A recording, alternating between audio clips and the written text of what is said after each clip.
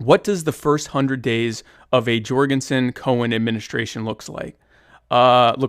So it looks like us declaring that the wars are over. The beauty of the authorization of use of military force is that Congress has abdicated their legislative responsibility to declare wars to the executive, which the silver lining of that is that if you get the right people in place, like us, we simply say the wars aren't necessary anymore. We start bringing the troops home.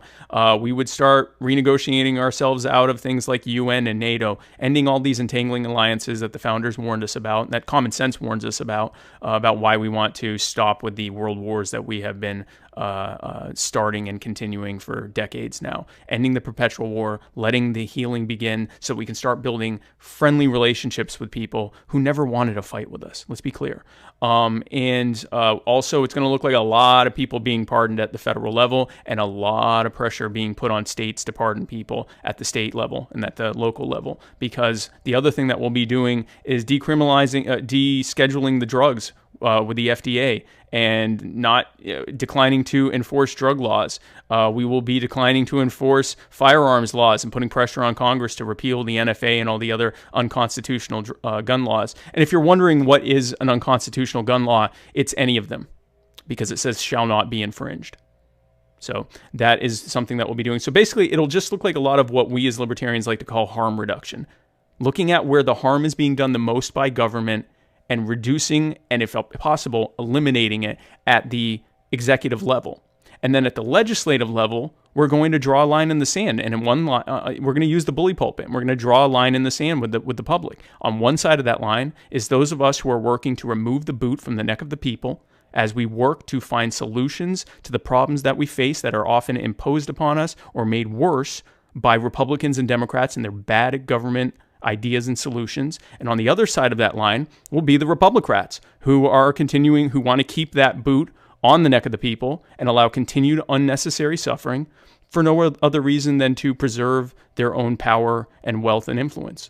And we believe that will help. That, coupled with our executive actions, will do a tremendous amount to be able to put the pressure on the legislatures and the states to be able to set the people free.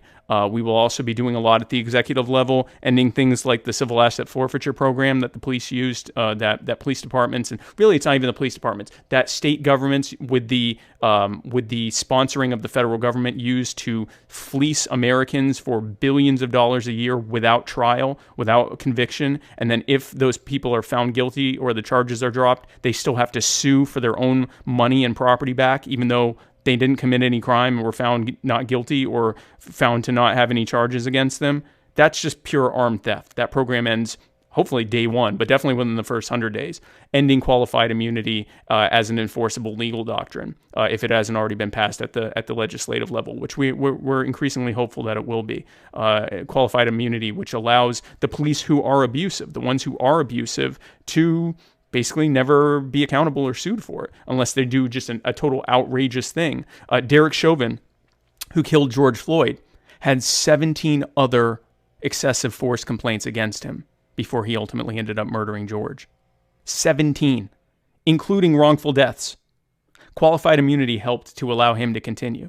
What qualified immunity, removing that, will also do is it will disincentivize the bad cops from staying in, so that the ones who are left are the ones who aren't worried about being sued because they don't want to violate anyone's rights. And they're happy that we're ending the drug war and ending all of the things that they didn't want to enforce in the first place. So that the police that are out there are only out there to protect our lives, our rights, and our property, and to protect and serve, which is what most of their mottos are. And to heal that rift between the police and the public, especially between the police and communities of color, gender and sexual minorities, religious minorities, ethnic minorities, the poor, the homeless, immigrants, the people who are the most acutely affected by excessive police force, to heal that rift between them so that the police and the public are friends, so that when the public sees police, when every member of the public sees police, they're not scared, they're happy. They're not frightened or angry, they're relieved. They're glad that the person who is there to protect them is there. That's what we want to do. That's what the first 100 days looks like.